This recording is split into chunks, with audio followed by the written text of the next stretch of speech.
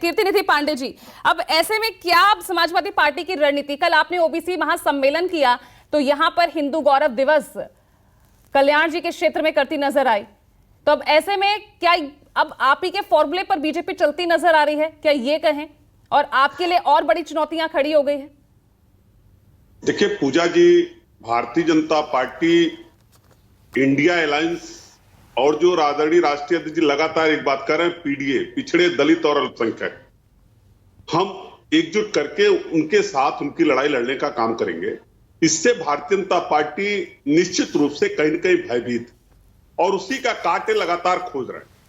सवाल है नहीं है, सवाल है, कभी राकेश जी कह रहे थे कि प्रश्रय देना भी अपराध है जाति नेताओं।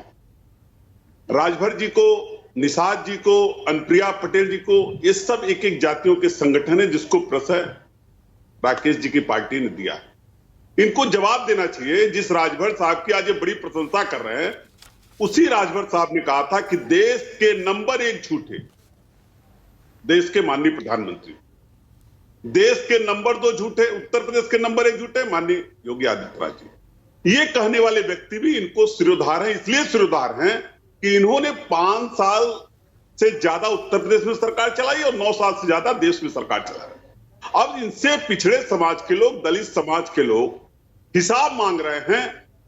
हिसाब इस बात का कि जो बाबा साहब भीमराव अंबेडकर ने संविधान में आरक्षण का अधिकार दिया पिछड़ों को, दलितों को, उस आरक्षण में 69,000 शिक्षकों की भर्ती उत्तर प्रदेश के अंदर हुई थी और राष्ट्रीय पिछड़ा वर्ग आयोग, जिसको माननीय मोदी साहब ने गठन किया, उनकी सरकार में गठन हुआ, उसने पत्र लिखा उत्तर प्रदेश के मुख्यमंत्री जी को कि पिछड़े समाज का आरक्षण पूरा नहीं है, इसको दे दिया जाए, और इसको सरकार ने स्वीकार किया। जितने विश्वविद्यालयों में भर्तियां हो रही हैं सब बिना पिछड़े और दलितों के आरक्षण के हो रहे हैं। इससे भारतीय जनता पार्टी बेचैन है और परेशान है, और समाजवादी पार्टी लगातार उनके बीच में उनके हक को बताने का काम कर रही है, उनको जगाने का काम करे। और ये राकेश जी और इनकी पार्टी समाजवादी पार्टी पर लगातार आरोप लगाती रही कि एक जाति विशेष को बढ़ाते रहे, सरकार में रहे तो एक जाति विशेष के लोग था। इनके मुख्यमंत्री कहते हैं कि 46 में 56 एसडीएम यादव हो गया, 46 में 56 सदन के अंदर, पूरी जानकारी भी नहीं।